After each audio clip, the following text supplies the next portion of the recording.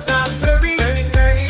From comics to movies, he's got it all. He's an Outpost nerd living in a geeky world with his lightsaber shining. He's a Star Wars swerve through galaxies and adventures. He'll take you there, take you there. He's an Outpost nerd, no one can compare. Nerd power, yeah, he's the king of nerds, catching that flare. What's up, my nerd geeks and dweebs? Welcome to another transmission from the Outpost Nerd. I am the nerd of the Outpost, and how's it going? I'm back after a week of coughing and sneezing and just a cruddy bug sweeping through my house and me getting knocked on my ass. I'm finally back to where I can talk and not feel like I'm gonna hack up a lung. So hopefully I can get through a stream without blowing your ears out coughing. So I hope everyone's doing good. Good for a start of the week. Good Monday to everybody. John, thanks for coming in, John. And John is right. Don't forget to hit that like button. Like, share, subscribe. Send me out to everybody. Help me get 200 subs. So I'm going to be talking about something today a little on the serious side, something that I have dealt with for years now, personally. Something that has always fascinated me from a group dynamic, family dynamic point of view. And you'll hear a lot of this in family therapy, but I don't think it's just this idea falls in just family dynamics. I think it can fall into other into group dynamics too. You know, the idea of the identified patient. The identified patient is an idea that there's one person within a group who is they're the kind of lightning rod for the aggression, for the blame, for the issues that a group can have, specifically in a family. And we see a perfect example of this. A really great example of this. I don't know if this was intentional, but it's really shined a light on this idea of the identified patient. If you look at Family Guy, the Griffins, the identified patient in that family is Meg. Meg is the one who always gets the aggression of the family, who gets the insults, the blame, who what's the word I'm looking for? Whose opinion never matters. And when she stands up for herself, the others in the family will act all indignant as she's not allowed to. And I've dealt with that. I've been through that with myself specifically. And you just want to look at them and you get flabbergasted, like, what did I do? You want to tell them this. Oh, how I've waited to say these two words to you, old friend. Shut up. You just want to look at them and say, shut up. It's like, what have I been doing? Why are you coming at me? And I've dealt with that quite a bit in my life. I'm the youngest of two. We have our problems, but none of their problems are ever highlighted or put on the spotlight like I am. So I'm going to talk about the signs and the recovery a little bit of what an identified patient is. I'm going to try to speak a little bit on my experience as the identified patient. So let's get started. I found this great article. Let's see, bring that up a little bit. The identified patient. This is from medcircle.com. What is the identified patient? Often known as the black sheep or scapegoat, which I was just kind of talking about a little bit. The identified patient is the targeted source of the family's system's dysfunction. The identified patient often being labeled during childhood, and this role can cause serious consequences for people later in life.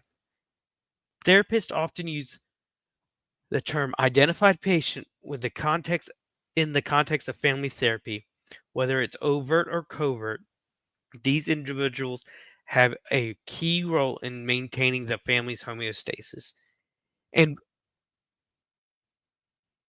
we saw that there's one episode of Family Guy where Meg actually stands up and points out this situation that the family has put herself into the others. And at first they respond hostile, but then they realize what they've been doing to her, so they stop. But then their aggression starts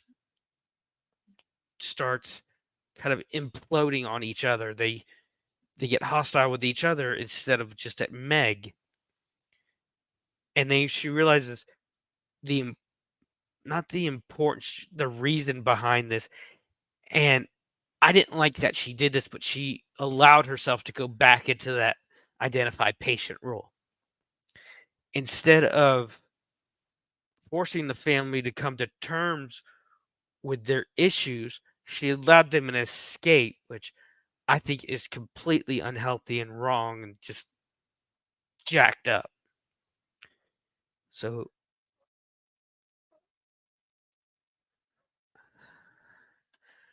why do families have identified patients?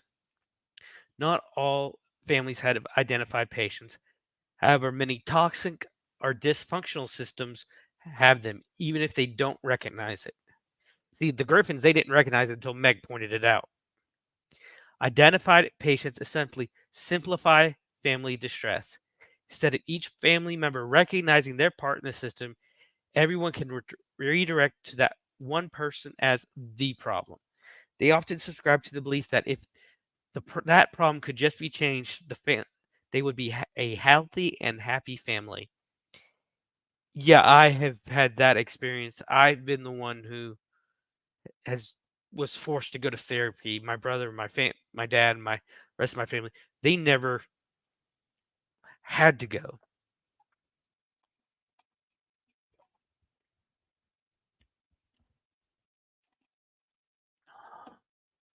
I described it as like having a car, the family being like a car. Well, you fix me the flat tire, but the radiator and the belt, they're all screwed up. Car's still not going to run. You know, you fix part that looks good on the outside,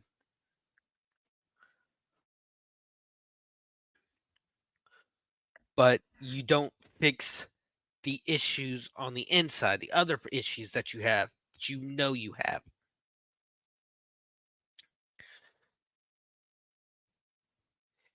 Identified patients may exist in families that have intergenerational patterns of trauma, substance use or other forms of addiction, unreliable or neglectful caregivers, narcissistic caregivers, continuous stressors, financial stress, which are medical stress, relocation, unexpected pregnancies, divorce, things like that. Identified patients, in a sense, must sacrifice themselves to safeguard the family. They act out the family's pain and eventually internalize themselves as the fall guy when things go wrong. Again, we see that with Meg whenever you watch Family Guy. You see her just she takes the hits from Peter and the others, and then she internalizes her own problems, which come out as issues with her, which she has had severe issues over the years in episodes. People aren't usually born into this role, although some babies can be, particularly if they were born with medical issues or if the pregnancy was unwanted. However, families will often assign them the role when magnifying typical high childhood development issues. What are the signs of being an identified patient? People often hear the word scapegoat and can easily identify themselves if they fit in within that part. They can easily recall stories of being targeted, harassed, or blamed for causing tensions within a family. Here are some key signs that you are or were an identified patient. Feeling misunderstood. Identified patients often feel isolated within their families. They often report that it seems like nobody gets them. Been there, done that, still dealing with it.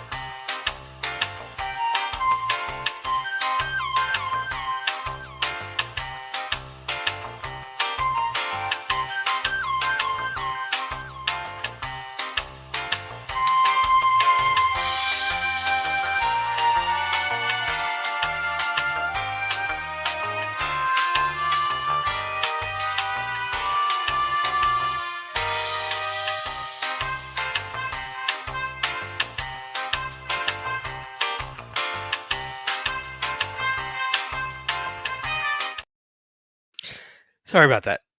I had some technical issues I needed to need to look at. See, where were we? Okay, here we are. Feeling misunderstood. We're at feeling misunderstood. They have a trait that is significantly different from other family members, i.e., being adopted, having a disability, liking one hobby over another. I have dealt with these two quite a bit. The having a hobby disability. Um, I don't know what I have been to doctors. I have tried to figure it out. I tried to have it diagnosed so I could figure out, but no doctor's ever been able to tell me other than, oh, you have a disability. Okay, what? Well, we need to know what to figure out. Nobody's been able to tell me. But liking one hobby over another. Okay, yeah, that one I've noticed in my experience that I like movies, art. I do enjoy sports, but I'm not like die hard into them like a lot of my other family members,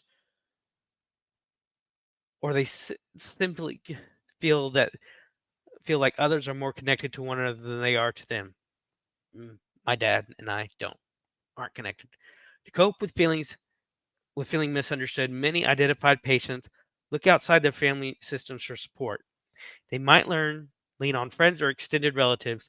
Unfortunately, there are no guarantees that the outside influences are positive, and young children who feel misunderstood, especially vulnerable to unhealthy peer pressure or toxic friendships. Yeah, I have. I reach out to people.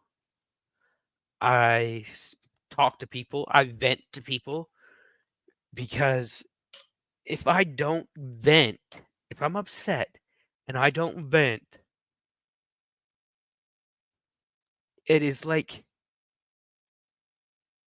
a crosshair will will land on the wrong person. And I have caught so much crap over it that people claim, "Oh, you're talking bad about me. You need to come to me." Well, sometimes that's not easy for me. Sometimes going to somebody that's outside the situation that's that doesn't have a dog in the fight, I guess you could say, is easier, and it helps me understand the issues when I get another set of ears on it. And I'm not going to apologize for that, because that allows me to calm down, look at a situation, and then go talk to the person without that added anger, that added energy that could cause an issue to become a problem. And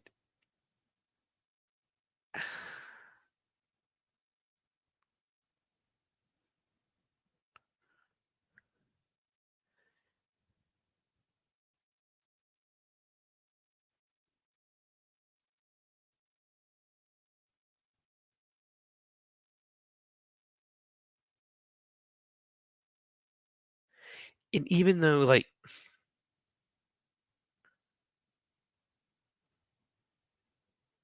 when I do that, I feel like I'm doing all the work in a friendship. And I'm tired of it. I'm tired of being the one who is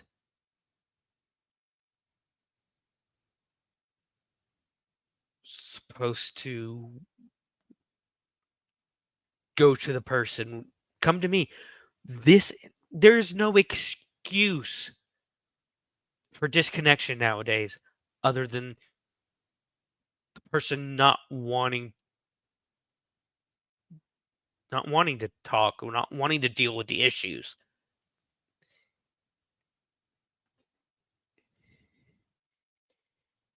Um Next section is being disproportionately punished.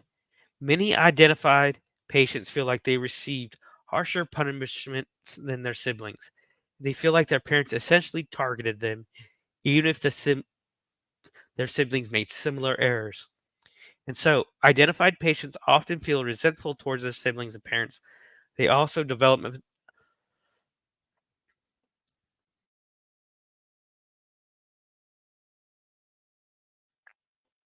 they also they might also develop a learned helplessness, meaning they become more conditioned to believe their current situation is inescapable.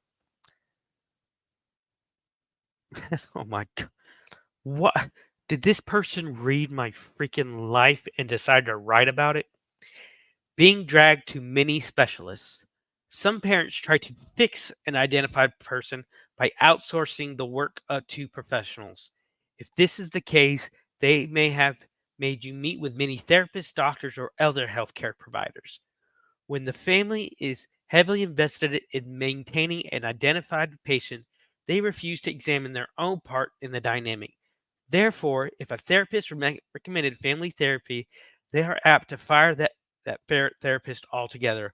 Or if a teacher encourages the patient to be more hands on or patient with the child, their parent will likely dismiss the teacher's advice as unhelpful. There were many times, there were twice where my parents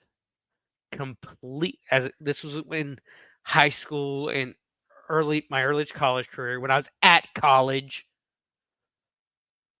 um I remember going to see our general medical doctor. You know, the just we s- I s- sitting there with my dad. Doctor comes in and he always said the same thing as he sat down. He's like, "Well, what's the problem?" and I didn't know how to answer him. And before I could say anything, my dad says, "We think he's bipolar." Oh, the look I gave my dad could have said would have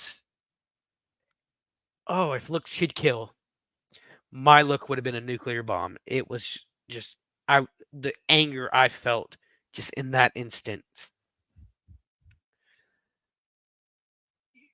We I remember it was a Wednesday, so my dad was in his truck, I was in my car, I was going off to church. Um, we were walking to our cars, and I told him, I said, "Don't you ever blindside me like that again." Because there I am thinking I'm just going for a checkup. Of course, I'm wondering why my dad's here. That this is weird, and then he pulls that kind of crap. You don't do that to somebody. You don't you don't blindside them. You don't trap them uh, in something like that in a like medical appointment that the diagnosis could change their lives forever without telling them why, what's going on. And now, if I bring that up, this was years ago. If I bring that up to them, my mom will be like, "Oh, we were just trying to help." By blindsiding me, no, that's not helping. They actually took me when I was in middle school to the local um, mental hospital for an evaluation. I'm in there with the doctor in the little office or with the evaluator. I don't know if he was a doctor or not. He says to I'm answering his questions. He just slams the pencil down. I think he's kind of aggravated that we're wasting time because he looks at me and says, "Do your parents even know what bipolar disorder is?" And I said, "Apparently they don't." But my brother, he was allowed to run rampant, to abuse me, to beat me, to send me to the hospital. There was one time he took a golf club and hit me in the head with it. This was my summer of my sophomore year. So, and to this day, I still have the scars and still can feel the pain sometimes. Nothing. He was never taken to a therapist. My mom would, my mom will use the excuse when we knew his problems were okay. Then, if you knew his problems, why didn't you take him somewhere to try to fix them? You know, I wasn't the one running off from leaving school, getting in car wrecks when I'm supposed to be in class. He did that. He and his friends got. My mom gets a call one day. Hey, is this so and so? This mom? She's like, yes. Well, he's been in a wreck over on this street. And my mom's like, he should be in school. No, him and his buddies got in a wreck out running around out on the beach.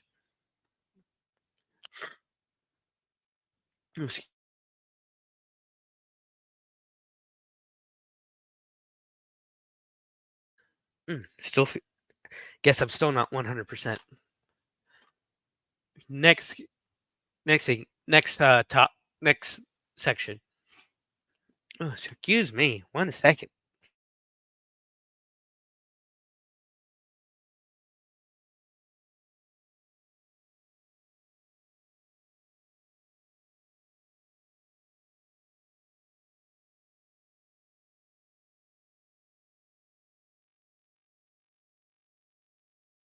Excuse me. Next section, switching to golden child role. Sometimes identified patients graduate out of their role when another person takes their place or when they start achieving significant success. For example, let's say that there are 3 children in a family. The middle child has been the identified patient for many years. However, the younger child develops a severe drug addiction and the parents start diverting their attention to him. The middle child does their best to take care of his younger brother. He tries to take care of him, get him care and attention. He also starts excelling in school as a way to escape from feeling stressed at home. The middle child may rise to become more of a hero within the family. However, he is still vulnerable to losing his status, and he certainly knows it. I've never experienced that. I don't think I've ever experienced switching to the golden child role. I think maybe if I was the older one and my brother was the younger one, maybe that dynamic could have happened, but I think I don't think as the youngest I've ever experienced that. Low self-esteem. It's no surprise that many identified patients have low self-esteem. Many of them also lack any real sense of worth or identity. If they're if they've been conditioned to believe that they are bad, it can be very challenging to change that core perception. Low self-esteem is a risk factor in numerous mental health conditions like mood, anxiety, eating, and substance use disorders. Identified patients may start experiencing these mental health problems in childhood or adolescence. I've never had any, I think maybe an eating problem at one time, but never a substance abuse. I've seen that kind of issue in family members that I never wanted to get involved in. Attachment issues. Attachment starts in infancy, but identified patients cannot rely on their caregivers for emotional support. From a young age, they often must fend for themselves. As a result, may have significant trust issues towards others. These attachment issues often persist into adolescence and adulthood. Identified patients may either become overly clingy or insecure in their relationships, or they may be entirely guarded and disconnected from others.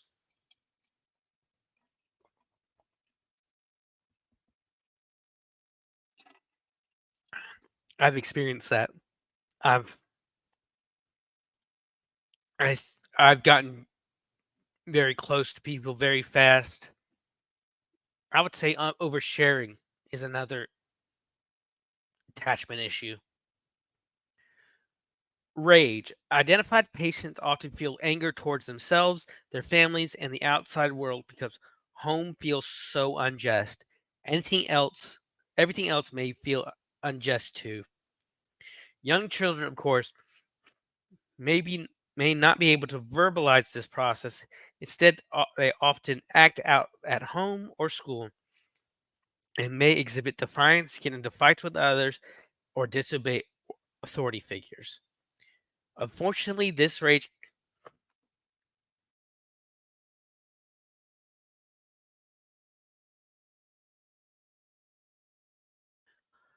Unfortunately, this rage becomes a self-fulfilling prophecy for the family. As because the family might simply dismiss the identified patient's behavior as being too angry or too dramatic or too emotional. This maintains their notion that the individual is somehow broken and inadequate, reinforcing their scapegoating. I have dealt with that. I will get rightfully upset about something, and people don't want to hear. They're more concerned about how you're saying something than the words you're speaking. I have been had it thrown in my face in so many disagreements, so many arguments. Well, why are you yelling? Fucker, why do you think I'm yelling? You've pissed me off. That's why I'm yelling. And this completely disconnect from their action that they have from their actions and how it affects you. It just adds fuel to the fire, which in turn they'll just keep saying, "Well, why are you angry? Why are you yelling? Why are you mad? Because you've pissed me off." Growing up early. Some identified patients become incredibly self reliant at a young age. They may excel in school or sports or start working early in life. They might leave the house as soon as they possibly can and embrace a very independent way of being. In a sense, they've learned how to rely on themselves because nobody else has been reliable. They knew that they had to take care of themselves and figure out how to solve their home problems because nobody else would do it for them. Instead of praising this individual's independence, family will often complain that the identified patient is too detached or uninvolved. they will often blame the identified patient for not thinking of them. What if you're the identified patient? It can be painful to realize that you've essentially hold dysfunction within your own family's dynamic. Because of this reality, you may feel ostracized your entire life. You just didn't exactly know why. In some cases, it's impossible. It's because in some cases it's possible you only now recognize that you were treated unfairly. Regardless of your particular circumstances, being scapegoated is difficult. It's normal to feel confused, angry, or sad. It's also normal to question the kind of relationship you want to maintain with your family moving forward. That said, it is possible to recover and heal despite your upbringing. Here are some tips.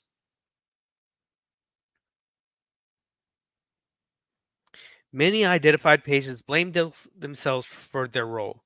That's because they have fully internalized their family's belief about them. If this applies to you, it's like you likely believe that you are inferior or bad in some way. You might even believe that their treatment of you was legitimate. Challenging these deeply rooted beliefs won't happen overnight, but you can start healing by practicing more self-compassion. Taking care of yourself now may mean taking care of your inner child. Try to nurture the small child who was neglected, abused, or shamed. Try to imagine him or her and reflect on how innocent they were in this system. See if you can extend some kindness and love to your younger self. If doing that, your current self may start to heal. Validate your feelings. You have a right to feel however you feel towards your family right now. Subsequently, trying to deny, suppress, or minimize these emotions often backfires. Validating your feelings simply means honoring whatever feelings arise for you right now. Try not to judge yourself. Remember that you are only human. You, if you find these recommendations challenging, it might be helpful to imagine that you are talking to a close friend. How would you respond if they shared a similar story to yours and told you they felt upset or ashamed because of their upbringing? Hey, Lady Autumn, thanks for coming. No worries. Appreciate you being here. There's a good chance you could be nurturing and patient with their emotions, just like you should strive to be with yourself. Set boundaries. Now, this is something I have recently tried and recently wanted to focus on a lot with myself and with my other family, my family members. I have wanted boundaries, I have set, you just don't go into my room without my permission. You have there's nothing in here that you need. This is my personal space. My mail is my mail. Do not open it. My mom did that one time, had my name on it. It was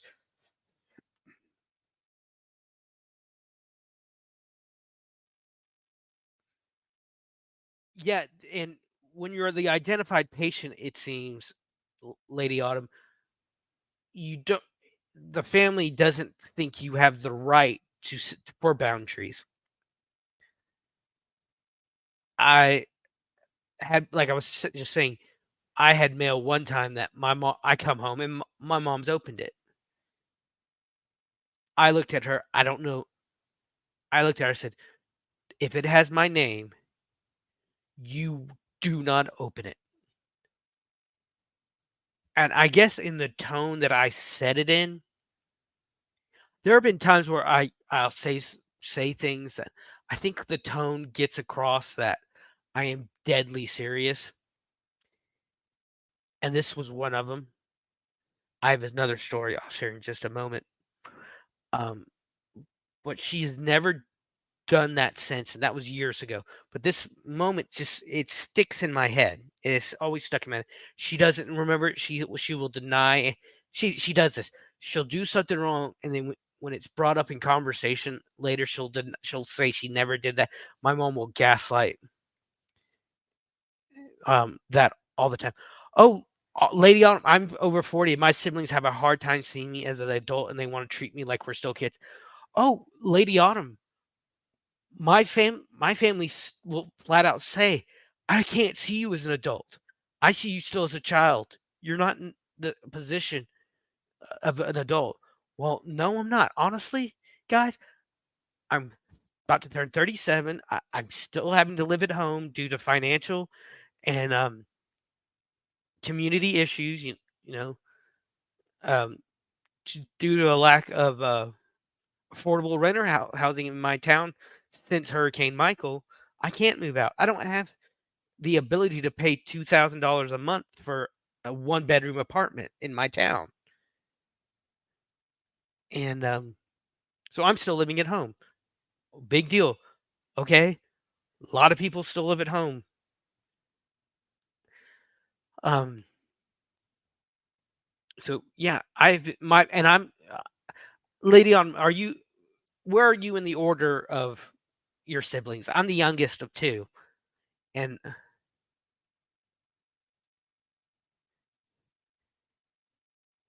yeah, but that still doesn't help.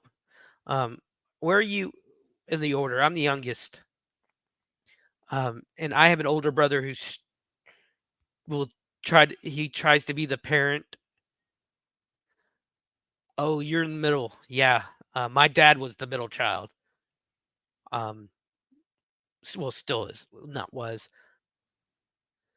I'm the youngest of two, and my brother. Yeah. Oh, you got that middle child syndrome. Yeah. My dad, he's the middle. He's the middle of three. He's got an older brother, and we recently, my uncle recently passed away, but he had a younger brother, and my dad, when he turned 18, he was out of the house. Of course, he had family and he had friends who were able to help him, with job work and situations. He joined the military. I tried to join the military, but when after 3 knee surgeries, the military said no, we can't take you. But my dad's best friend was his family ran one of the biggest mom and pop hotels in our town, still running to this day. Millionaires. See, I couldn't. I wish I could have. I wish I could now. Um,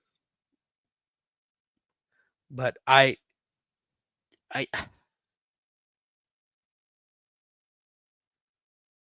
when I turned 18, I had a lot of family loss. From between 18 and 20, I lost my grandparents, to my grandmothers, both my grandmothers, and my dog. Just within a year and a half, just back to back. So, um, it was a hard time when I turned 18. But he doesn't realize the advantages he had.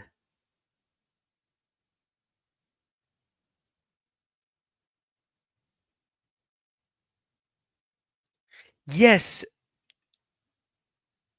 Lady Autumn, thank you for sharing that.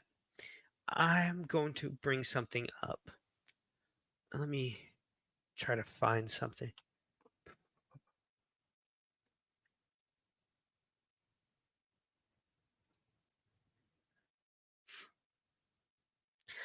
I'm so glad you mentioned the financial differences between then and now.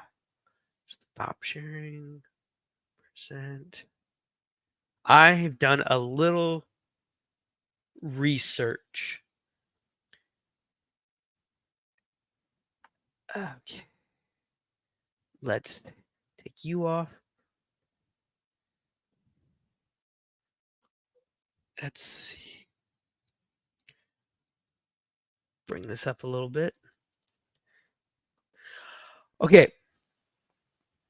One of the biggest arguments I have with my folks was when they were starting their lives in the 70s compared to now, it was a lot different.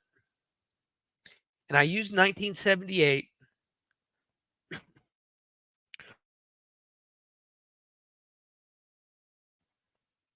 I used 1978 in this little bit of research I did because that was what the year my parents got married. My mom was 23, my dad was 25, 26 at the time.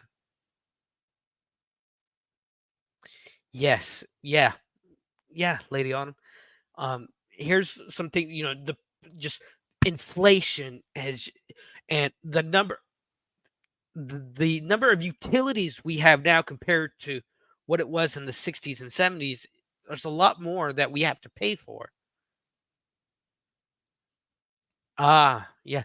My brother lives at my grandmother's house, so I'm stuck at home with my folks too. So yeah, I understand that. I can understand where she's coming from. Here's what I found out. In 1965, college cost $450 a year. With inflation, that's $4,000 a year today. Now it averages 26,000 a year, and the cost of books have increased 155%. Compared to 1978, the government is printing $1 trillion every 100 days. This is from 2023 because it was the most current information I could find. A child born in 2023 will have an average of 82,590 share of public held federal debt upon becoming an adult. Now, here's what gets me. The inflation, the average price of milk in 1978, the year my parents were married, the year they moved off, the year my dad started serving in the military. Well, not the year, my dad had been serving in the military for about a year at that point, and they got married and they moved down to Key West as soon as they got married. The average price of milk, 91 cents. 2023, $3.05. The average price of eggs, 1978, 79 cents. 2023, $6.36. The average price of bacon in 1978 was $1.59. 2023, $6.77. That is an increase of like, each of them was like, I'd say for milk, it increased probably 300%. Well, yeah, increased a little over 300%. For eggs, I'd say 4 or 500%. Same with bacon. And this is what blew my mind.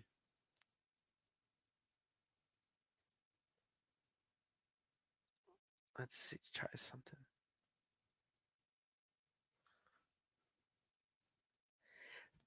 $1 in 1978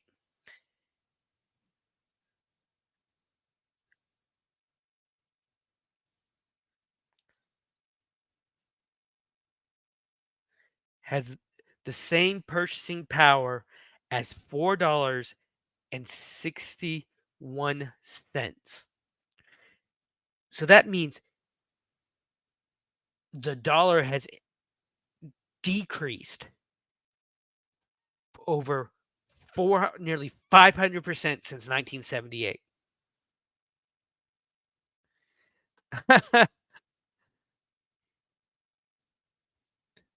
Probably be a better sibling than my brother, that's for sure. And this is all from see. Yep, here it is. From Carbon Collect. $1 in 1978 is worth $4.61 in 2024.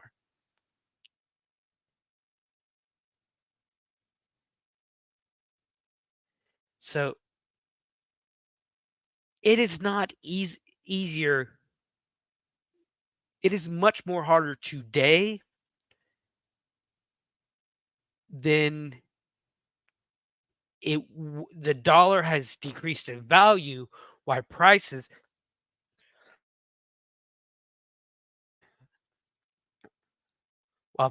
have gone up compared to what my parents experienced when they were starting out. I moved out of my parents' house in '96, and it has changed so much since then. Exactly. You know, we have so much more utilities.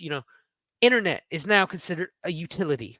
You can't do anything. You can't even watch TV nowadays without having an internet connection. Um, you don't have landline phones anymore. You'd be hard pressed to find a house with a landline phone. We had a landline phone until 2018 when the hurricane hit, and then afterwards, my folks was like, "Why do we need a? We don't need a. We have cell phones. We don't need to also pay for a- for a landline." You know,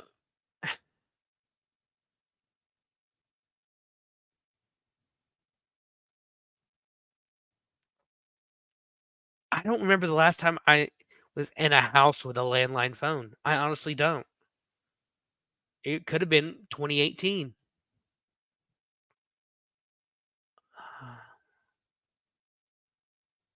It's like my till the day she died, she had a rotary phone, and she passed away in '06. So even then, that was a long time ago. Okay, getting back to identified patient, I'll share. Um, these are ways to help you come to terms.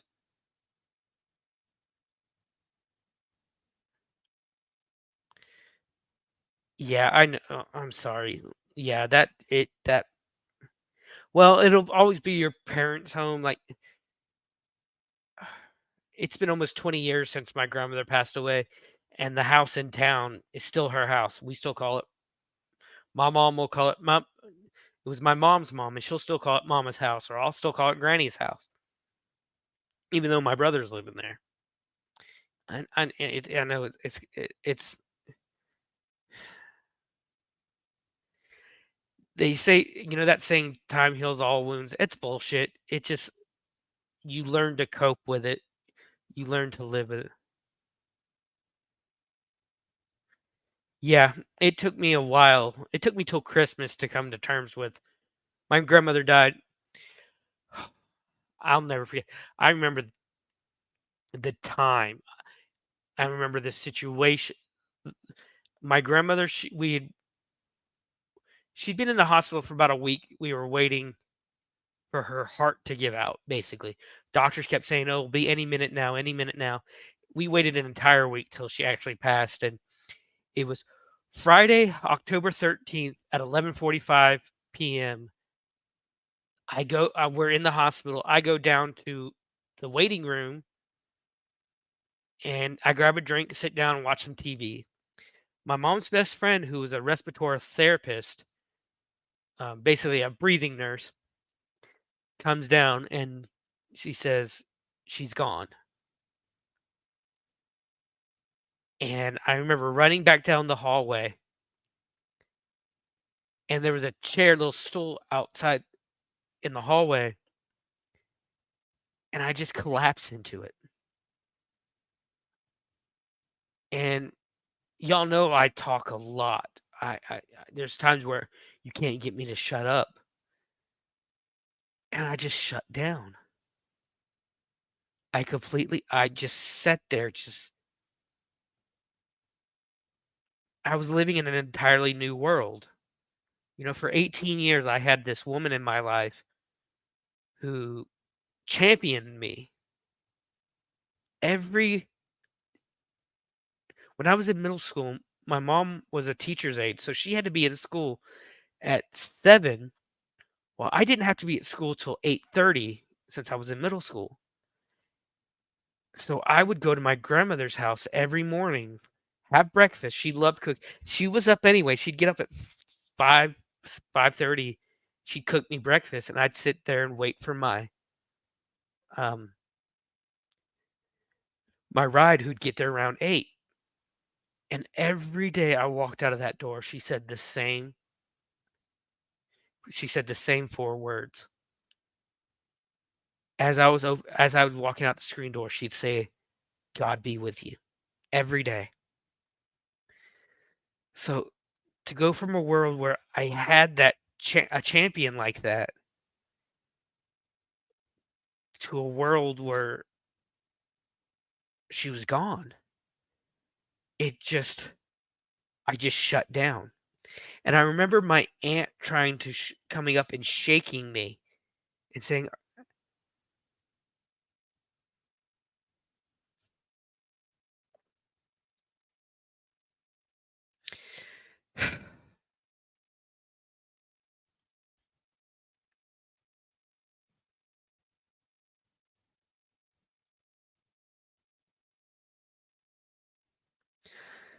"I'm glad to be of help."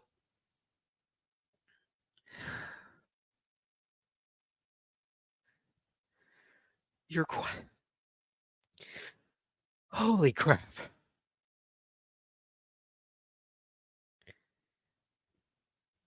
No, that threw me for a loop, Lady Autumn.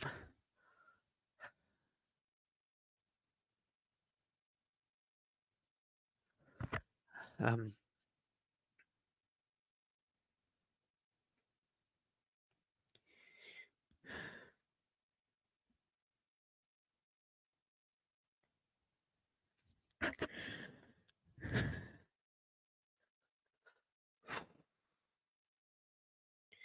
Girl, why are you doing this to me right now?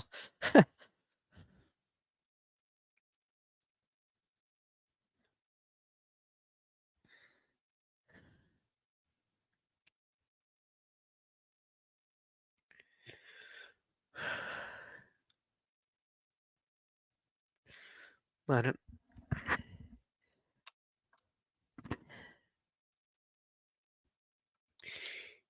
you know, to know that I've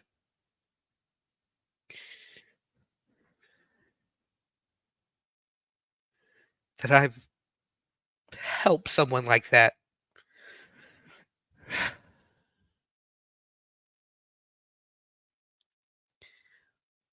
um, I don't know. Oh, there's oh, yeah, don't apologize for that.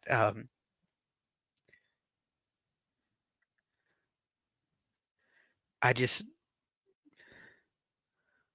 you know, sometimes, talking to the into the void, it makes you think that makes you question that, am I reaching anybody? Is my voice being heard?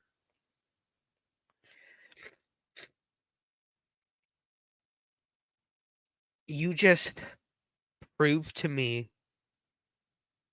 that the grifting, the trudging through this social media swamp, dealing with the headache that is YouTube is worth it. And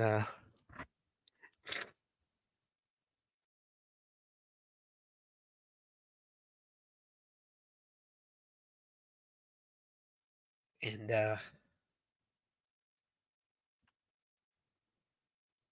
yeah,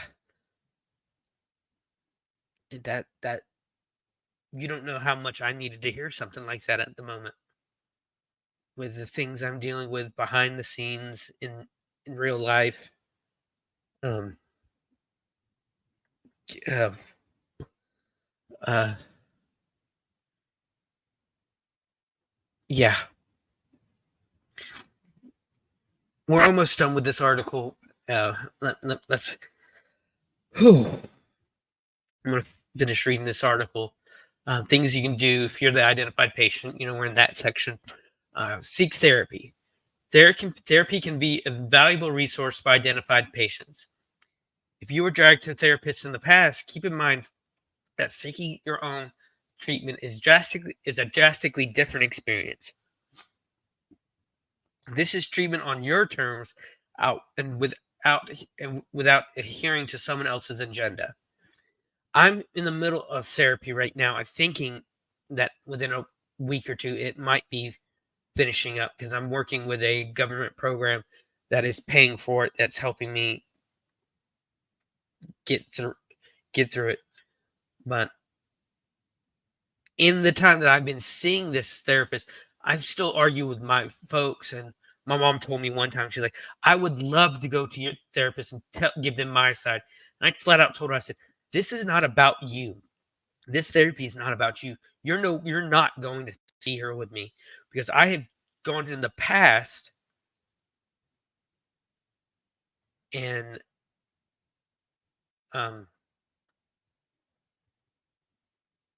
my mom she wouldn't lie, but she would omit things to make herself look good. Like there was one time we're all living in the house in town.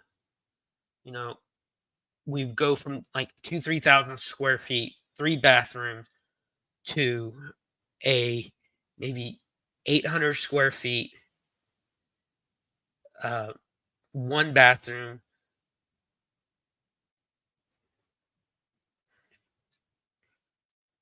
Hold on, I gotta count real quick.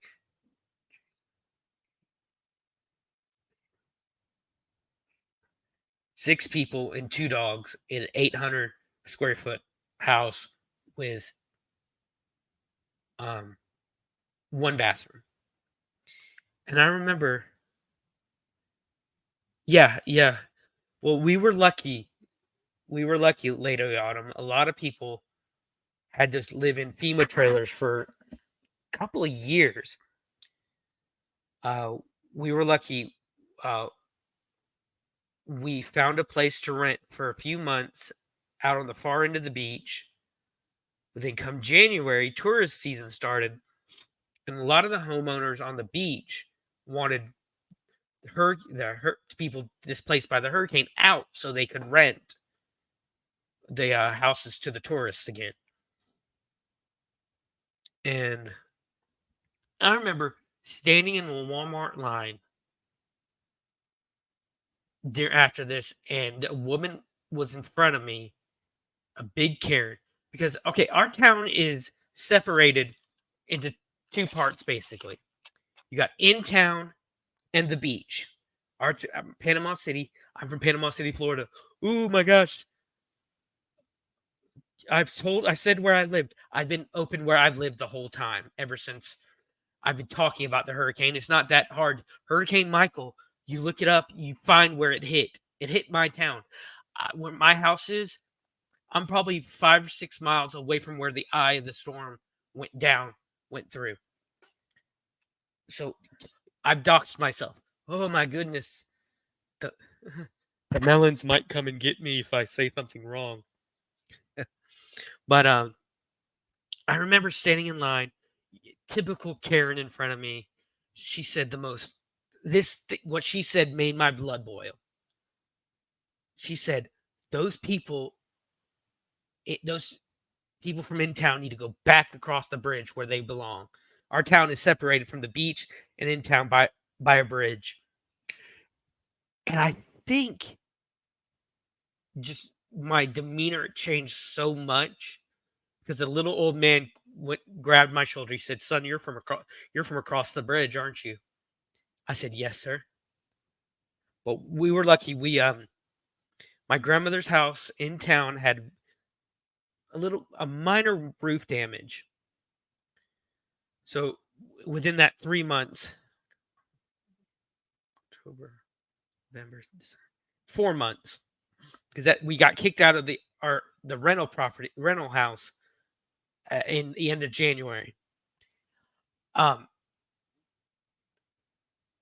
We fixed the roof, replaced the water heater, At that point, no one had lived in it for a few years, so we spent about 3 years in that house. Wow, we basically had to gut our entire house up here, our big house. We basically had to gut it entirely because replace all the drywall, replace all the fixtures and everything. It was a And if I remember right, the hurricane had shifted our foundation a little bit, so we had to deal with getting that fixed. And so it was a big adjustment. So I remember one time I'm sitting on my computer at the kitchen table, and my mom and my niece's mother are in the kitchen, and they start bickering. And I hear my mom clear as day. This is about 6 years ago now. I can still hear her say this. She'll lie or deny ever saying. I don't want to say lie. I don't think she remembers saying this, but it's just rung in my ears for a long time because she still acts this way too. She looked at my niece's mom and she says, "I am better than you." How are you better than me? That you married a guy that supported you your entire life? That you married a guy who pays all the bills? That has was able to buy you anything you wanted? That makes you better than us?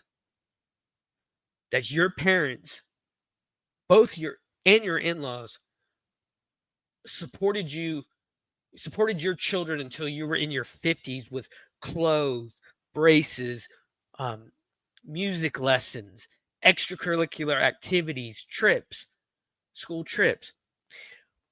I mentioned earlier my dad's family friends who ran the mom and pop hotel. When I was in 5th grade, our school was going on a trip to New York City, and we could raise money to go towards our trip by getting businesses um, to advertise on the back of our trip shirts. Go to my dad's friend who runs a little motorbike place, and he does it. Well, we called him Uncle Gary. He was my dad's best friend. He wasn't our uncle. His name was Gary. Me and my brother, we called him Uncle Gary. They were just that close, but he was loaded. His parents, when they lived in the it's a yacht, like golf, like country club area that the millionaires in town live in. They even went down to the Caribbean, bought a yacht down there so they wouldn't have to pay taxes on it. This was like in the 90s. We go to him and he's like, "Oh yeah, sure, I'd love to advertise the hotel. How much more do you need?" And we needed like 3 or 4 more thousand for both of us. He's like, "Okay, here you go. Here's the rest of it." He paid.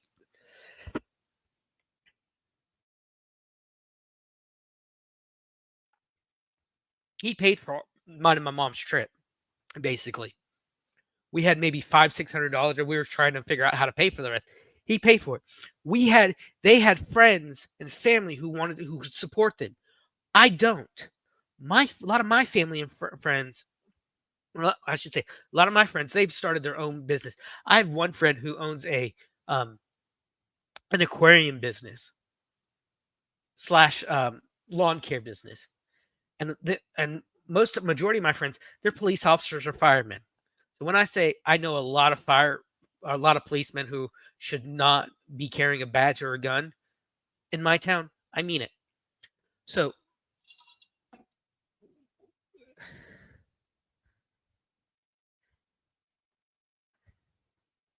I don't let I go to therapy not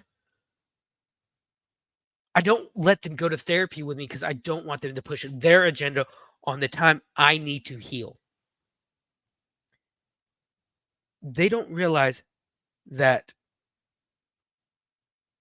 it's not about them, it's about me. And there's a lot of things. I'm not allowed to think of me first. I have to think of them first. And a perfect small example of this, it's small, it's stupid, but it's a perfect example of this.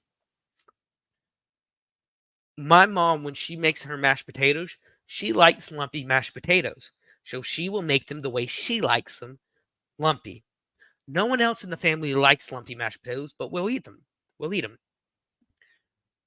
I prefer creamy, not a big deal. But when I make a pizza, and what I'll do is I'll get a little store-bought pizza. I'll add stuff. I'll cut up sausages, pepperonis, onions, peppers. My dad, when he was still able to, he used to go hunting, and he'd shoot a deer, maybe one or two, maybe three deers a season, depending on if he saw anything. And he would get it made into deer sausage at this place in one of the little towns nearby, and they were so good.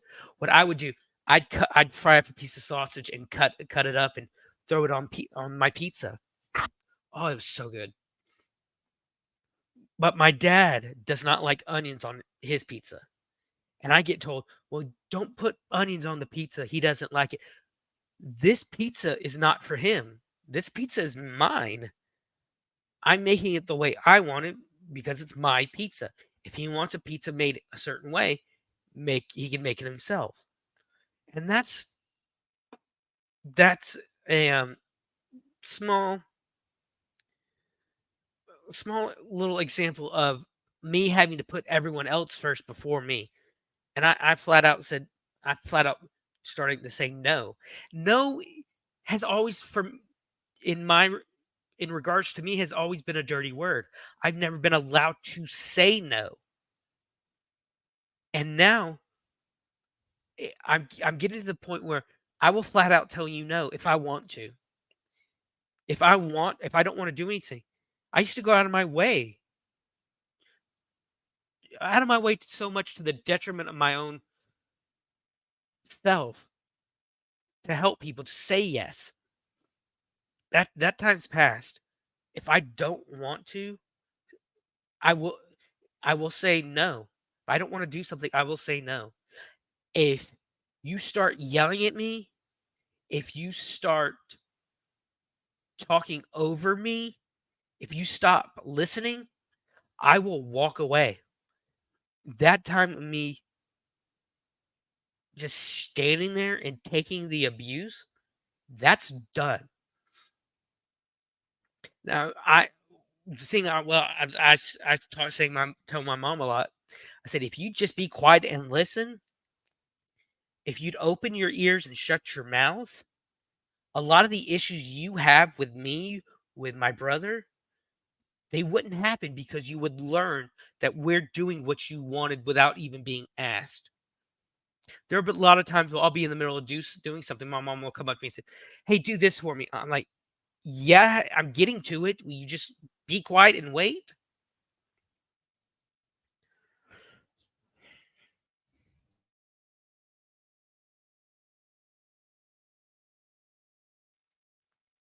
So my therapy is not for them. It's for me. It's for me to learn how to deal with the issues that I have.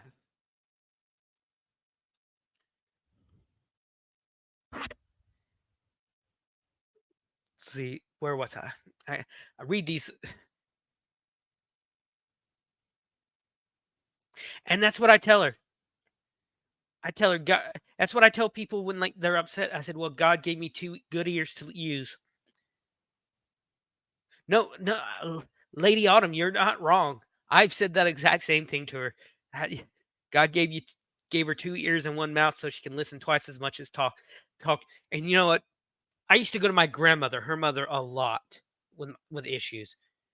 My grandmother's house is in a cul-de-sac, with her house is facing the road, and we lived only 2-3 blocks away growing up from elementary school on to when she passed away. So my grandmother would see where she sat on her. She had her spot on the couch.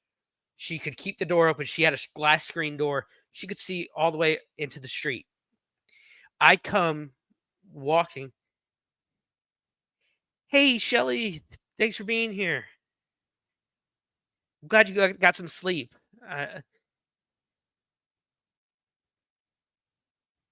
glad I know getting some rest is hard. you're always saying it's hard. I'm glad you got some sleep. Hey, take as much time as you need to catch up. You're good. Yeah, my grandmother and I were super close, Lady Autumn. So when she passed away in '06, it was the hardest time in my entire life. One, I just started college, and she worked at the college for 30 years, for many years. Um, she was real big part of the history of our local. It, at the time, it was a community college, but it's since grown into a state college. She was the first bookstore manager they had. No, no, no. Scratch that. Scratch that. She was the first cafeteria manager the college had, and the second bookstore manager they had. When um when you go into our bookstore, when you go into the college bookstore, there's a little office in the very, very back, and that was her office. And I remember many times going to see her when I was little. I was probably in pre-K, and we'd run into the office to see her. My mom would take us to go visit her for lunch or something, and then we'd go into the loading bay right beside her office and get a big sheet of bubble wrap, just popping it and playing with the security cameras. So when she passed away, it was in my first semester there. College was the last place I wanted to be. When she passed away, I basically dropped out. I still go, I still try, but for about 2 or 3 weeks, I wasn't going. And a lot of my professors, every one of my professors but one understood why. But my math teacher looked at me one time. And she said, this is the stupidest thing she ever said. She looked at me. I told her, I said, well, I'm going to be out for about a week or two due to my grandmother passing. And she said, well, Matt, I'm raising a family and I'm still here. And I said to her, I looked her dead in the eyes. I said to her, they're not dying, are they? Walked out and never went back. You know, so it's like when I was younger and I'd walk to her house, something would happen at the home, I'd leave and I'd walk to the house. She'd be sitting there and she'd see me come into view, and she could tell how I was feeling by the way I was walking.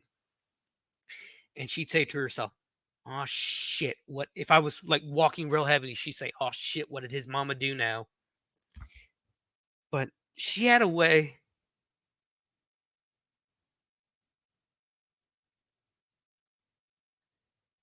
Yeah, there was always one grandchild that, a grandparent I think comes super close to. With me, it was my grandmother on my mom's side. For my dad, for my brother, it was our grandfather on my dad's side. I hope she gets better. I know it's so fresh right now, and it took my mom years to come to terms with my grandmother's passing, and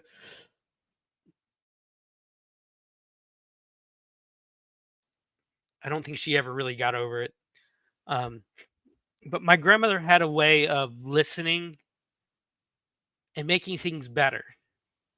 My mom tries to listen, but then she'll tell you what you've done wrong. And when you're upset and having issues, the thing that really doesn't help that much is being told what you're doing wrong. Yeah, that can make things worse, and my mom doesn't seem to understand that sometimes. So, yeah, I remember when it wasn't until Christmas of '06 when I was really able to finally come to terms with my grandmother's passing. And I just remember I went and visited her grave for the first time. And I really need to go probably check the weeds and I just remember going home and breaking down with my mom. And I remember a few days after she had passed, uh, going we had family and friends at the house, but I wanted to be alone, so I went and grabbed a plate of food, went back to our house to be alone, and we had a front porch that had some side steps that you just walk up and be on the front porch. So I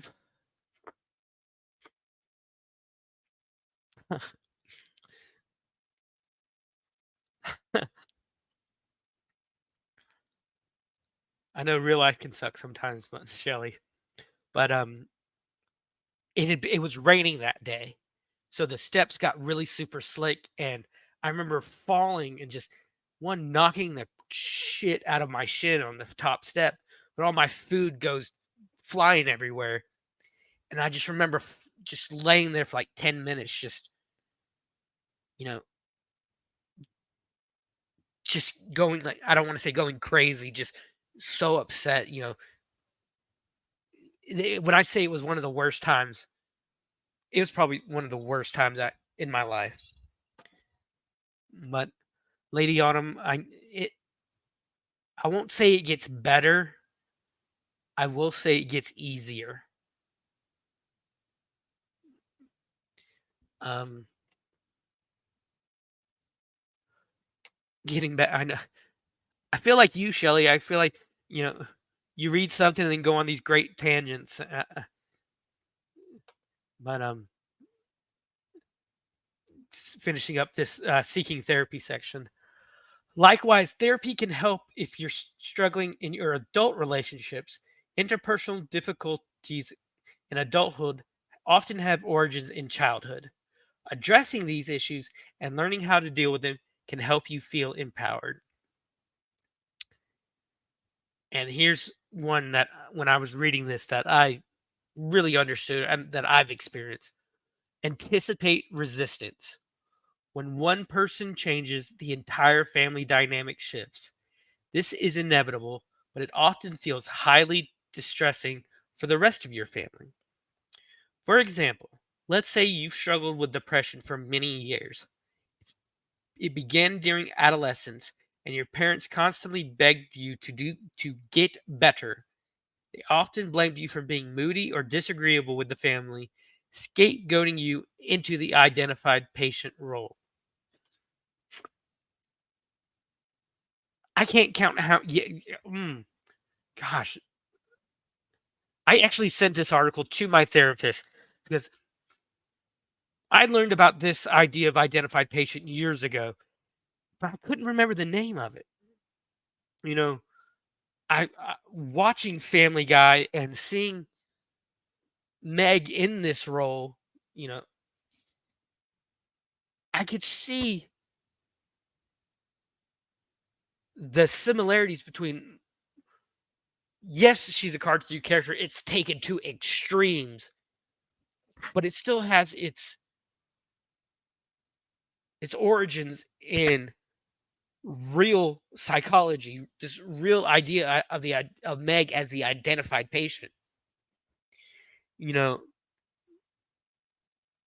and I just couldn't remember the name of it. I knew it was something patient, and then I was finally able to figure it out last night when I finally decided. I was listening to Shelley and Winning last night, and I'm like, and it just clicked. If I finally remembered, doing some little research into the psychology of Family Guy, and yes, I know that sounds weird. The psychology of Family Guy.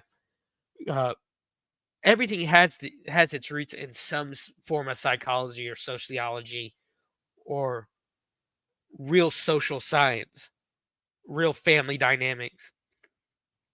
And you see that with Meg. But of course, like I said, taken to an extreme. And she faces the resistance from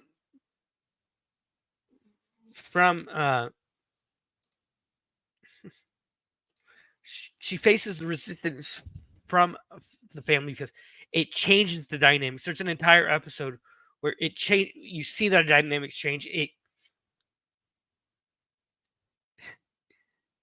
Yeah, you know what I've always done in my studies, in school. I would take things that we were studying and try to find ways to s- to to connect them with things that I like was can't remember what we were talking about in Western Civ.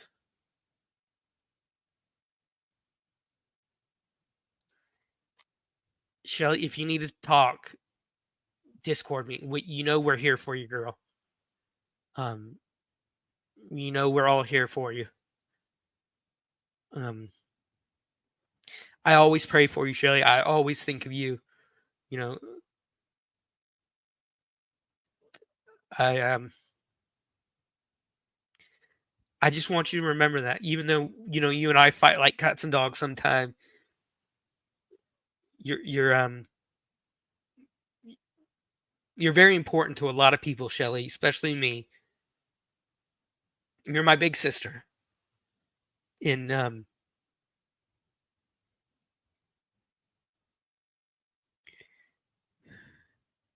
I just I don't want you to ever forget that. Even though me and you might fight, we might scream and cuss at each other. Um, you're still you've become one of my best friends, and even though we've had our ups and downs, you're still one of the most important people that I met through this. You're probably the most important person I've met through my time on YouTube. So remember, you have us, you have me and Lady Autumn. Yeah, hit her up if I know. Yeah, yeah, I got you, Lady Autumn. Hit her up, Shelly, if you need to talk to, if you need girl talk, or like me and Lady Autumn were just saying earlier. You'll hear when you catch up. God gave us 2 good ears to listen with. Um, you don't realize, Shelly, how big an impact you have on us. You don't realize how your life is so fascinating. Your life has been so interesting.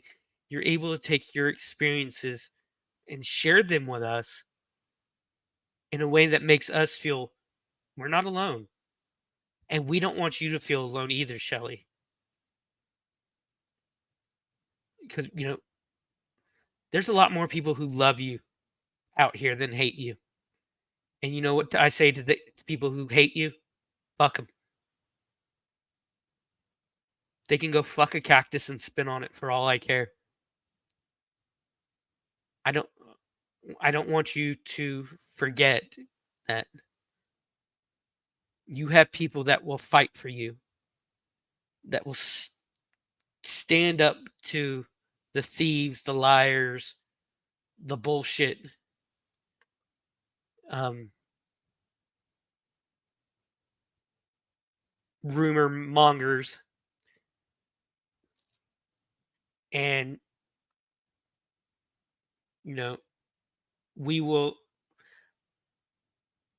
I will burn a bridge with somebody before I let them I allow them to hurt anyone I care for. I will say, this person has been good to me. Fuck you, and the horse you rode in on later. We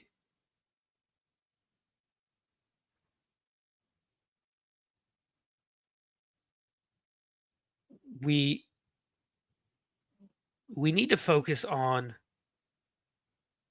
the love and not the hate. I know that's easier said than done. You could have 100 comments. Oh, I love you. Oh, this is great. You're so great. But then you have that one like you suck. And, this is bad. You'll laser. It's human nature to laser focus on the negativity than the positive. I'm trying to focus on the positive and um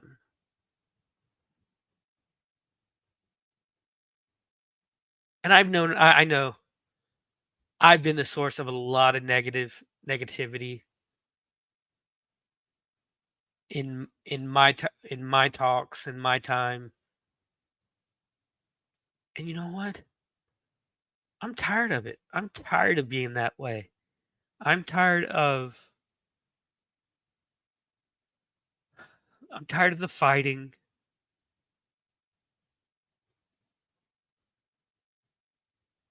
I just want to have fun. I want to be able to join in on the fun and not made to feel bad about it. You know, and this is where the resistance, comes in. You try to join. I've tried to join in on things. I've tried to join in on the fun that I see going on around me, and sometimes it's like I'm not allowed. I let it be known that I didn't like the face swaps at first that winning would do, but I've come to terms with them. Like there's really nothing I can do. It's what's done is done, and I've kind of grown to like them. I love that one that has me, Wolfern, you, Shelly, and T Rex just dancing. That's one of my favorite ones. I love it. It's funny, and I've made a couple of face face swaps. One of my favorite ones is let's see, where is it? This is one of Shelly that I like that I think she really likes. It's a bullshit question. Does that mean that you can't answer it? It's a bullshit question. It's impossible to answer. Impossible because you don't know the answer. Nobody could answer that question. It's one of my favorite movies. I love My Cousin Vinny. We talked about that. It's just, it's we need to be able to make fun of each other. And when I say this, I have found this hard.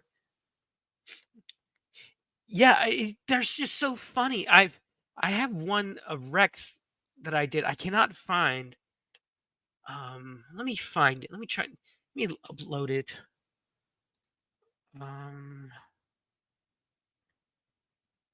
I can't.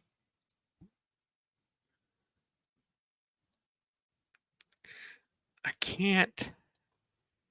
I have so many videos, clips. I just need to. I need to clean up my computer.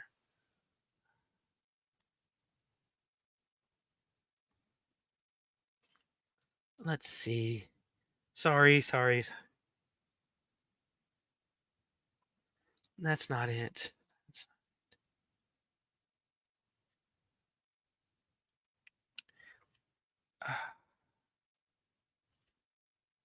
Let me see. Let me see. Nope.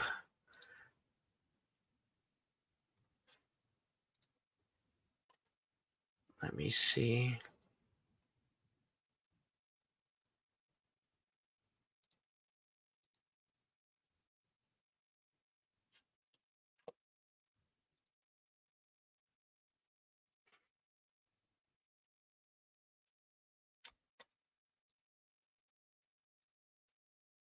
I can't find it, but it's a let me.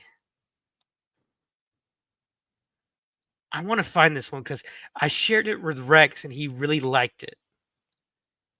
And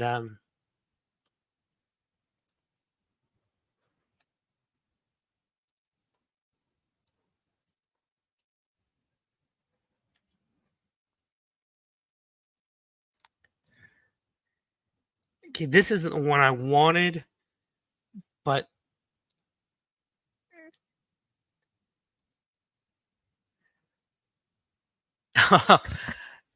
I never got into the Masked Singer. Here's one. Not the one I made, and these are used. I have to use a free little face app that you get only a certain amount. It's not the best high quality one, but Rex, since Rex is a trucker, I had to do this one with the snowman.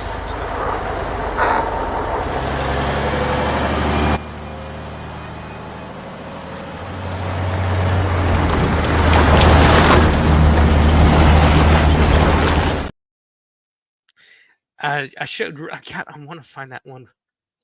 Let's see. Nope.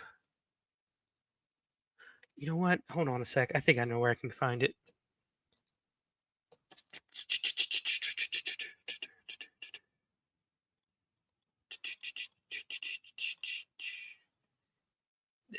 There it is.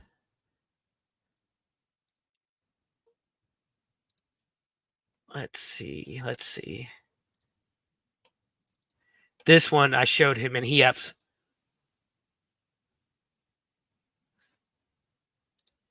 I never got into reality TV, and I especially when Rudy Giuliani was on The Masked Singer, and people got pissed, and Kim Jong.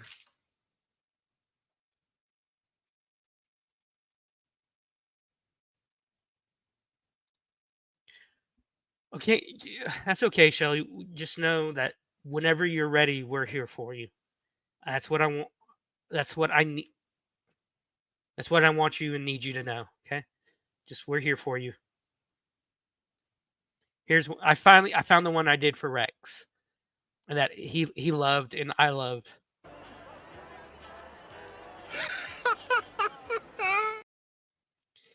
Come on, what's cooler than being the bandit?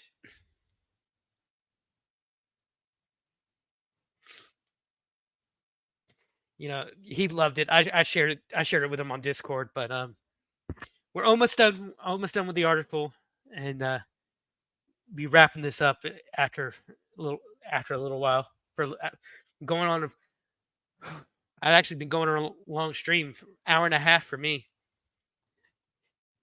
Yeah, thank you. Like I said, it's one of those websites I found where you get like a certain amount of free swaps a day, and it's the rest is behind a paywall, so it's not the best quality.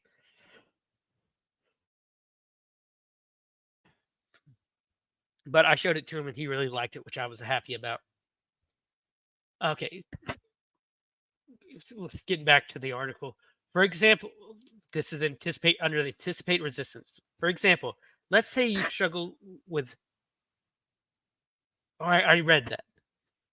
Oh, I'll read it again.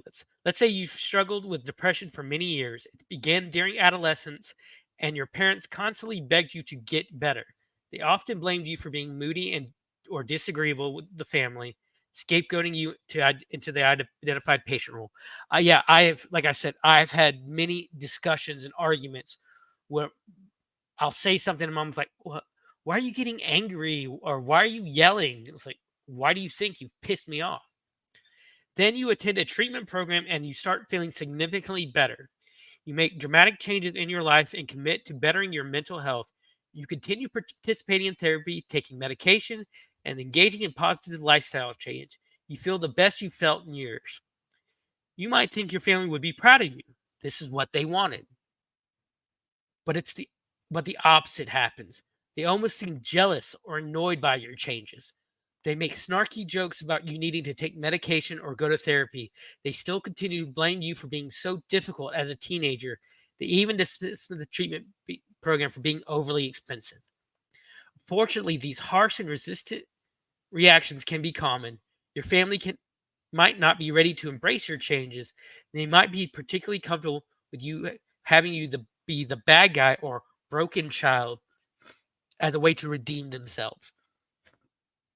My dad has this nasty habit of when me and my mom are arguing with him, he'll look at us and says, "Have you taken your medicine today?" Or go take your happy pills.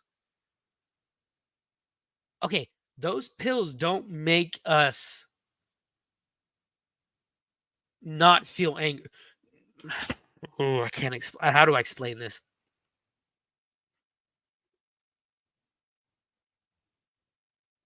Him throwing in our faces that we need medication, that's him disregarding our concerns and trying to make himself feel more powerful due to the fact that he doesn't take these medications for depression or things like that. And here the final thoughts for the article. And let me post this article. If anyone would like to read it or share it, I'm going to share this article in the chat. I should have done that a long time ago. Here's the art. There's the link. If anyone would like to read it for themselves, make notes for themselves, or share it with someone who might need to read this. And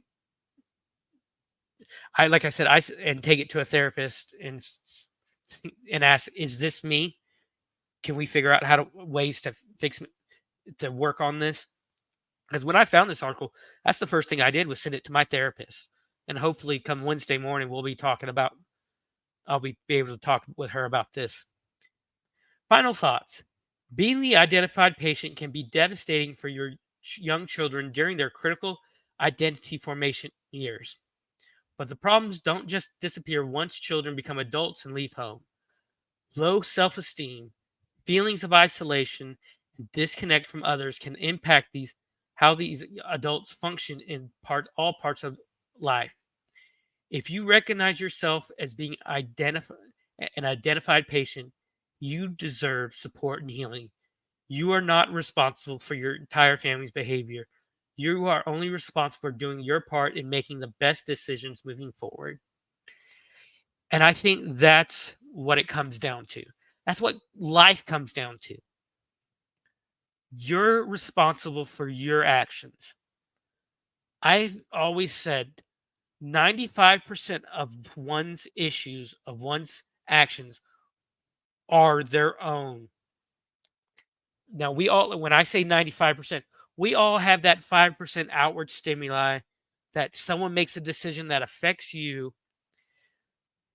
and then it affects it's like a domino effect. It affects, someone makes a decision, then it changes your decision, which changes someone else's, and so on down the line. And that's what part of being a community is about. Communities, each person make a decision that affects others. So when I say 95% of our actions are our own, I'm not saying that, I'm not using that as an excuse to say, hey, what about that 5%? You're still blaming others for things going on in your life. Well, yeah, everyone's life affects everyone else's. As a perfect example of that is when in Doctor Who, when Donna, I think it's called an episode called Turn Left, where the bug creates a alternate timeline where one morning she's going to work. If she turns right, everything that happened leading up to her meeting the doctor happens. But if she turns left, it doesn't. He dies and everything. Well, that one decision dominoes to affecting everything around her, to affecting the world around her. That's what our lives do. Our decisions affect others. And that's what a lot of people I don't think a lot of people understand that nowadays, that their decisions affect others. So that 5% of the world around you, of your world around you, still is a big part of what happens, what decisions you make, what events unfold, what circumstances you find yourself in. But you still have that 95% of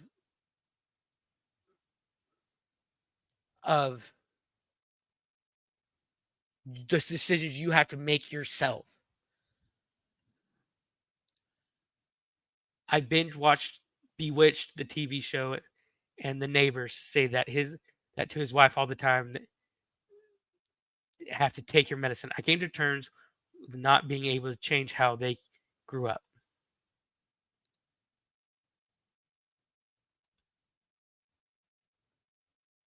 I haven't watched The Neighbors. I watched the miscarriage episode just due to the fact of my recent experience. You know, I've shared that many times. I don't want to get into that. Just to know that's issues that I'm dealing with that I'm still not over and probably won't ever be completely over for my entire life. Um, but you know, I think with the identified patient is basically an excuse for people not to deal with their own issues, to take out that anger and self-loathing that they have for themselves and transfer it onto another person.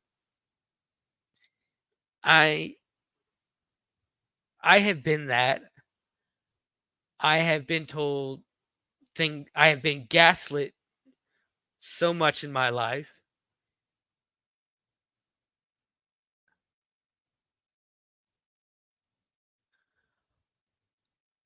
Oh. Yeah, I get you. I'm sorry, lady. Yeah, that's a perfect example of yeah, gaslighting and like yes. Yeah, I thought you meant that Cedric the Entertainer show. Oh yeah. It's been so long since I watched it. That was a great TV show. Um it was actually a pretty decent movie with, what's her name?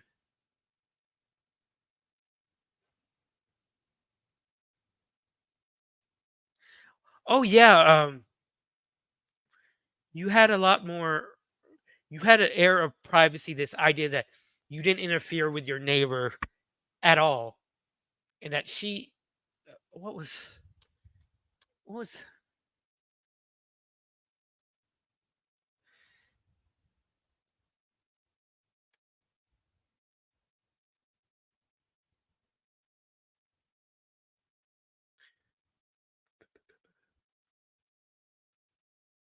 Gladys Kravitz. That was the character's name. Yeah, Gladys. Um yeah, this idea that you almost had to disregard reality for the sake of normalcy. And we saw that that's a good example of that. Not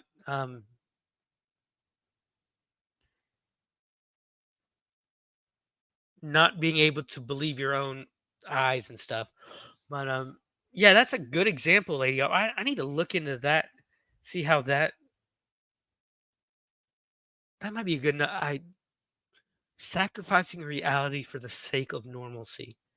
That might be a good idea for a show. But you know, I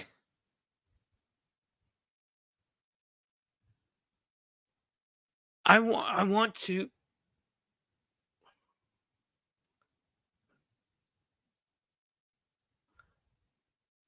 understand what's wrong with me, and I want to learn how to deal with it. But I'm not going to apologize for who I am. I'm not going to apologize for talking to people, talking to friends, venting to friends, because I'm the kind of person, if I don't vent, if I don't talk to somebody, it can build up and get very ugly. And I've hurt the wrong people.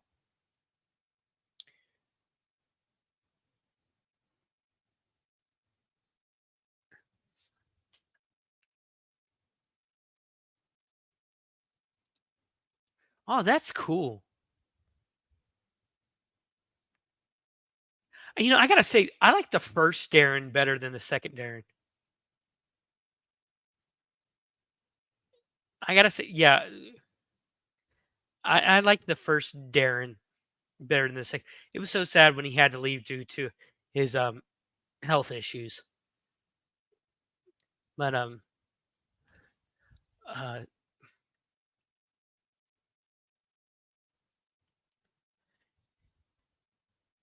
that was just TV was so much fun back then. Um,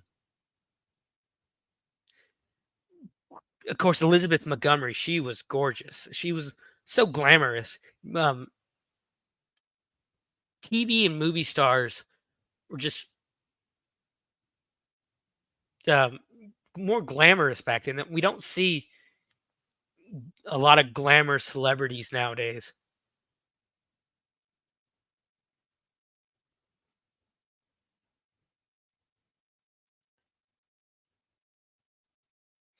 Yeah, Dick York, who played the first Darren, he had back issues and I think he got addicted to pain medicines. Because if you watch his later episodes, uh, he he doesn't move that much. Oh yeah, Paul Lynde as Uncle Arthur.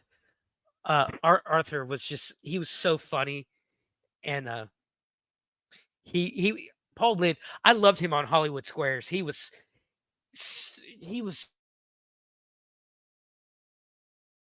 he was sharp. He was fast.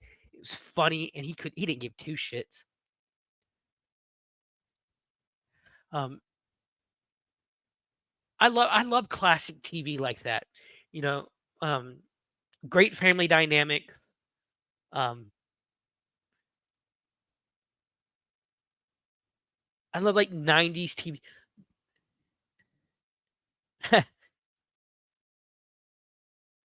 Yeah, we could see that, Shelly. I'm kidding. I love you.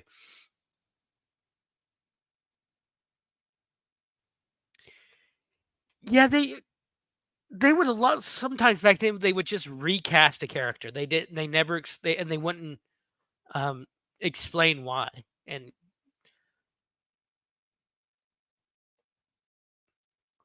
it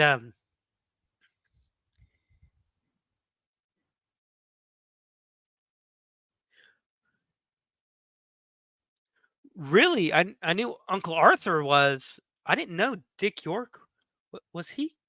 I didn't know that. I knew Mike Brady was.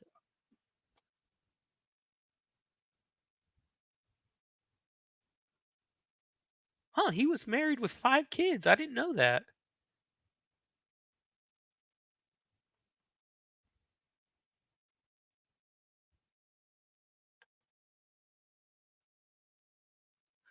Oh, the character. Oh, the characters. Oh, hmm.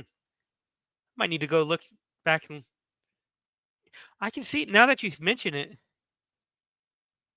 Oh, he was. He was a huge beta. But what do you do when you're in a situation when you're surrounded by beings that could just turn you into anything with just a wave of their hand? So, yeah. And I'm thinking a lot of times where I'd be watching his interactions with Endora, I'm thinking, why are you such a cuck? Why are you being such a bitch? Say something to her. Because, the witches and warlocks on that show, they were extremely racist. They looked down on him for being a human so much. It was utterly insane at some points. But Yeah, Agnes Moorehead. She.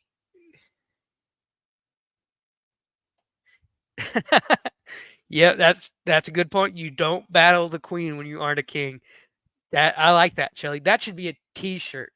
That would make a good T-shirt, Shelly. You don't battle the queen when you aren't a king. I like that. That's good. But you know, um,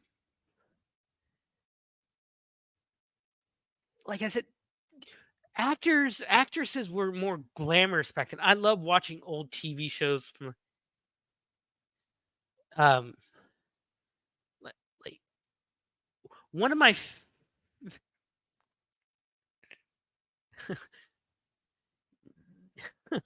Shelly merch. Yeah. Um, I love TV shows that where the parents work together. One of my favorite, and I think really underrated TV dads was Carl Winslow. Carl, he was a goofball. He was goofy. He made mistakes, but he learned from them. And him and Harriet were a team. I love Family Matters. I grew up watching that. I know we're getting from Bewitched. I love how Carl, he was a police officer. He he was successful. I mean, he started as a lieutenant and ended up as a captain by the end of the series. Harriet allowed him to discipline the kids, and she never really, she called him out for being stupid sometimes, but she never did it. I don't really think did it in front of the kids. She never belittled him like you see in a lot of TV shows where the relationship dynamics are like that, where the woman will belittle the man in a lot of things. Like every Chuck Lorre from like Two and a Half Men, um, Big Bang, the Big Bang most definitely you saw this. Chuck Lorre cannot write relationships. He can write girlfriend and boyfriend relationships, but he can't write a marriage.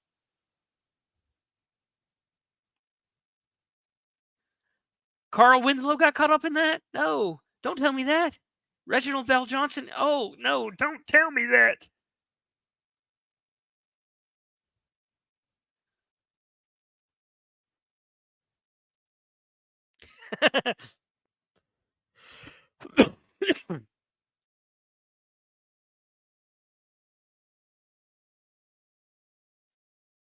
Yeah, a lot of people don't realize Family Matters was a spinoff of Perfect Strangers. And tell me this, Perfect Strangers had their theme song had no right to be so freaking awesome. That theme song to Perfect Strangers had no business rocking that bad, that hard. It was so good. Um, I remember seeing the cousin. I first saw him in Beverly Hills Cop, and he's actually coming back for the Beverly Hills Cop series. It should be coming out anytime now on Netflix.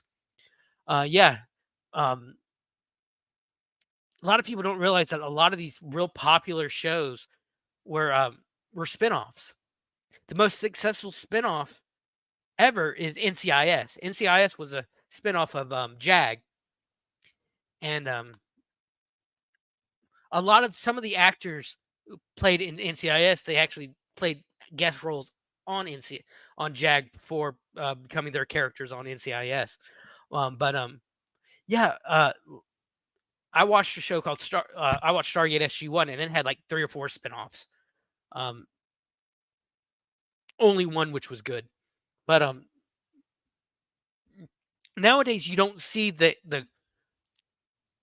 smart, decent father who works with his wife as a team. You see the bumbling father who's just or the bumbling male who's just emasculated for the sake of a laugh. In Big Bang Theory, we see that a lot. Like, and a perfect example of that is Howard and Bernadette. Bernadette is the small little um,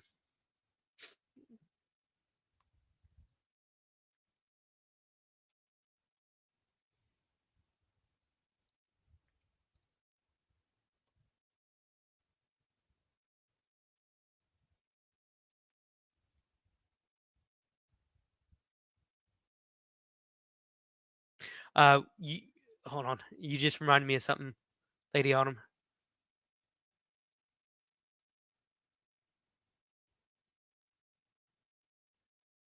Tell me if you can hear it. No, yes. Hold on. Lag. Joy!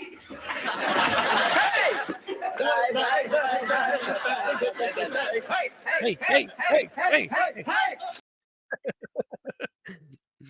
The dance of joy always makes me laugh. I love it. It makes me laugh so hard.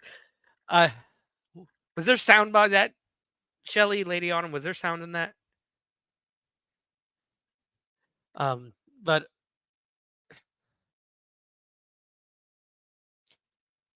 I miss that family dynamic of parents working together that we really don't see much anymore.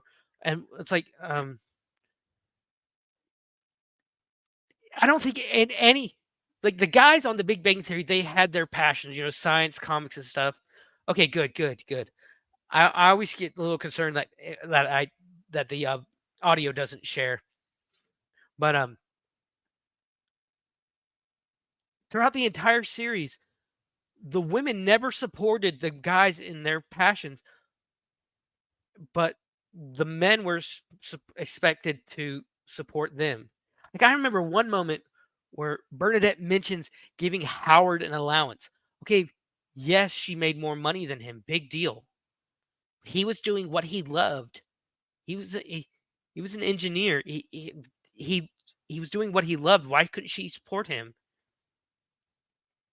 And I don't think Chuck Lorre cannot write relationships because we see that during the courtship, during the boyfriend and girlfriend phase, they're loving, they're great together. But once they're married, it goes sour fast. Yep, yep. If they showed that stuff, we might have a normal functioning society. The high ups can't have that. Yep. You know, I just want to be able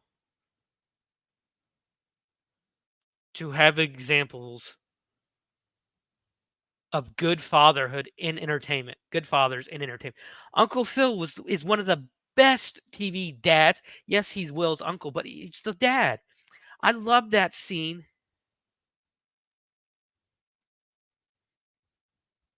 Yeah, I understand that. Um, but is it to the Shelly? You might be able to answer this because you've been married. You've been in relationships. Um, my longest relationship was about a year or two, and that was on and off at when I say or two, that was on and off near the end. Do they come off to such extremes like we see on TV though? That's what I'm wondering.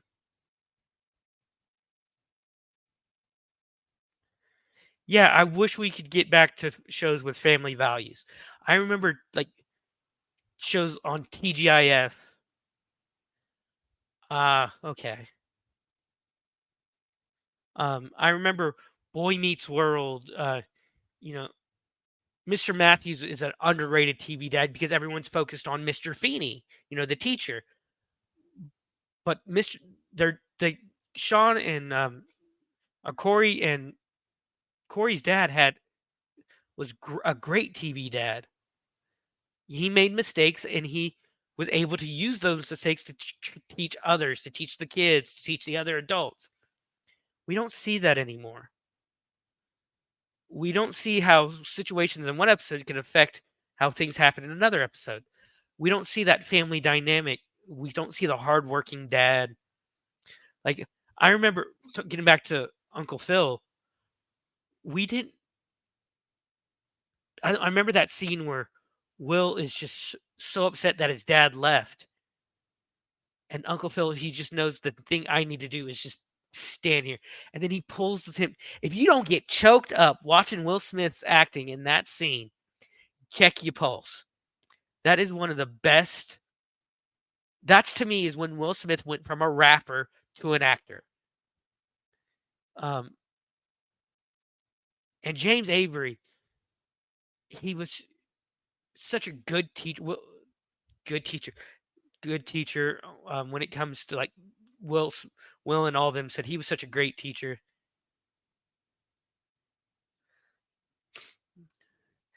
Tend to get more controlling and abusive real fast after they know you love them.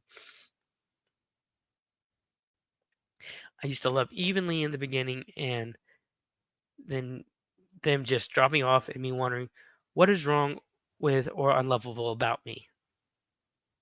Yeah, I understand that. I can. Uh,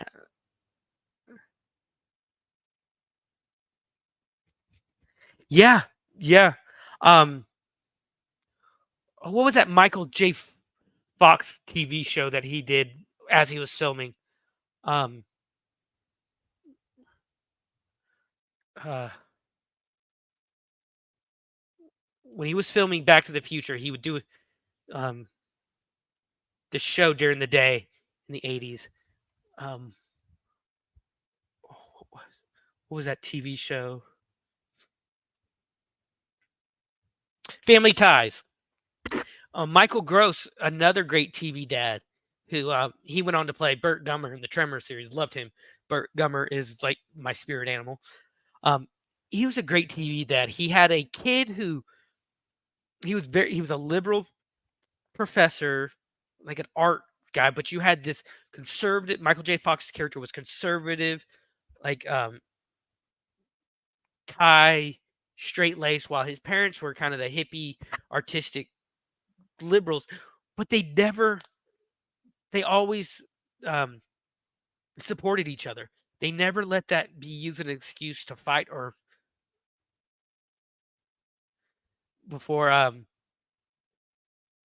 before like things got hostile. They never let their views political, and I think that's a good commentary of what about today. Like they never families let their political views get so involved and really tear them apart. Yeah, I said it before. You could type it because my Google Ninja skills are on par today. They're at 100% today, Lady Autumn. But I think if we had shows, if our entertainment could get back to the family values of the past, of like the 80s and the 70s, 80s, and 90s, early 90s, I think we could see a change in the way we as a society look.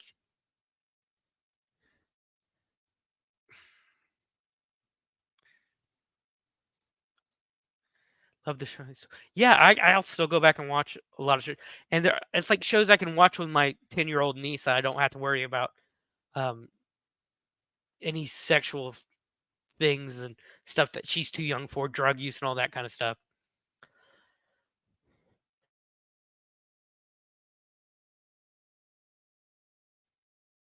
I don't know if done right.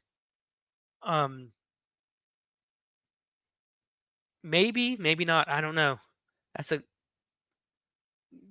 thing for another show, I think. But I think Buford T. Justice said it best though about what he said back in the 80s could really sum up today. What the hell is the world coming to? And on that note, like I always say, love you guys. Thank you all for being here. Lady Autumn, Shelly, all y'all. Leave a like, subscribe, share. Pit me out to other channel, other Discords. But I love you guys. And like I said, find your passion and nerd out about it. I'm the Outpost Nerd, and I'm gone. Lost in space, I found my police. In this outpost of solitude, my way. Binary code runs through my veins.